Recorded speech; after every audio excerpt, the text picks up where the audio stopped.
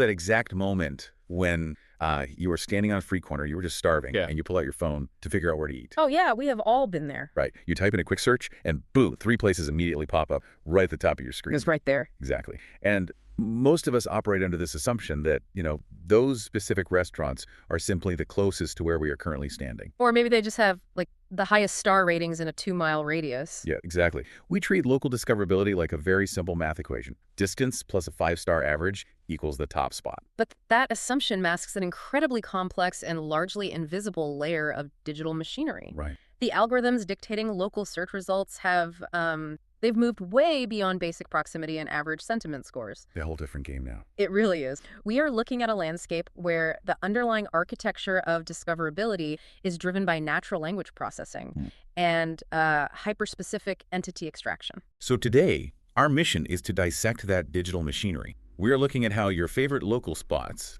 are essentially reverse engineering the search landscape. Yeah, it's fascinating. We're pulling from some incredible sources for this deep dive today, including a really insightful transcript from the Restaurant Growth Hub podcast. Which was fantastic, by the way. Oh, absolutely. And we are also digging into some proprietary materials from retailers' platform. We want to see how these businesses are taking something as basic as every day as a customer review and turning it into structured algorithmic data to just completely dominate local search. And honestly, for you listening, whether you are a business owner trying to capture, a sliver of attention in a saturated market, Which is incredibly hard right now. or you are just an insanely curious diner wondering why your phone magnetically pulls your attention to certain establishments, understanding that this framework changes everything. It really reframes how you look at your apps. Yeah, you begin to see the invisible architecture of your own daily decision. Every digital transaction, every query, and every review is feeding the highly specific ecosystem. Okay, let's unpack this. Yeah. Because the core premise we need to start with is that generic praise is officially dead. Totally dead. Writing a review that says, great place, 5 stars, it's no longer the gold standard. We have entered an era where highly specific customer feedback is the absolute baseline for discoverability. Yeah, and to grasp why generic price has lost its value, we have to look at the evolution of search architecture. Right, how the machine actually reads it. Exactly. Historically, a search engine evaluated reviews by looking at sheer volume and average sentiment. So 10 reviews saying great sushi signaled a positive trend. Makes sense. But modern algorithms are built on natural language processing. They parse language the way a human brain categorizes concepts. So they're actually reading the context. Right. They aren't just calculating a sentiment score anymore. They are actively mining for entities. They want highly specific details, nodes of information, contextual clues. Which means that great sushi review essentially becomes invisible, right? Basically, yeah. It lacks data density. It does almost nothing to help a restaurant stand out from the 50 other places in a 5-mile radius that also have positive yet completely generic sentiment. Yeah, it is just a digital pat on the back. It doesn't move the needle. Wow. Specific dish reviews, on the other hand, they function as user-generated long-tail keywords.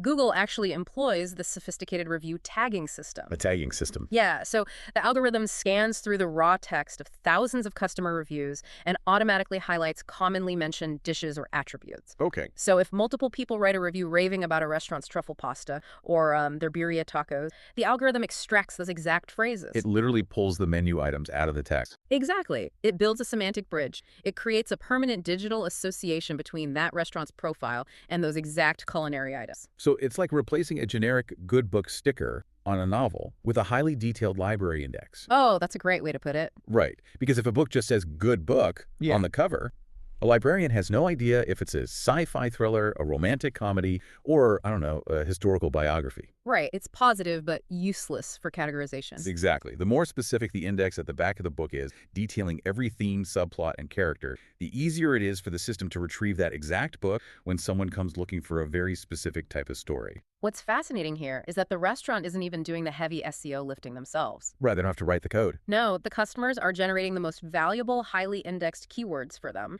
and they are doing it entirely for free. Which is wild. Consider the algorithmic weight of a review that says something along the lines of, had a juicy Wagyu burger with caramelized onions. Just look at the sheer density of that single phrase. Yeah. Juicy, Wagyu, burger, caramelized onions. It makes you hungry just hearing it. Right. And it is packed with specific entity tags. That density provides an immense competitive edge. How so, exactly? Well, if a restaurant has a listing packed with those highly specific, mouth-watering textual descriptions, it will mathematically outrank a competitor who might serve the exact same food. But their customers only leave vague, generic praise. Precisely. The algorithm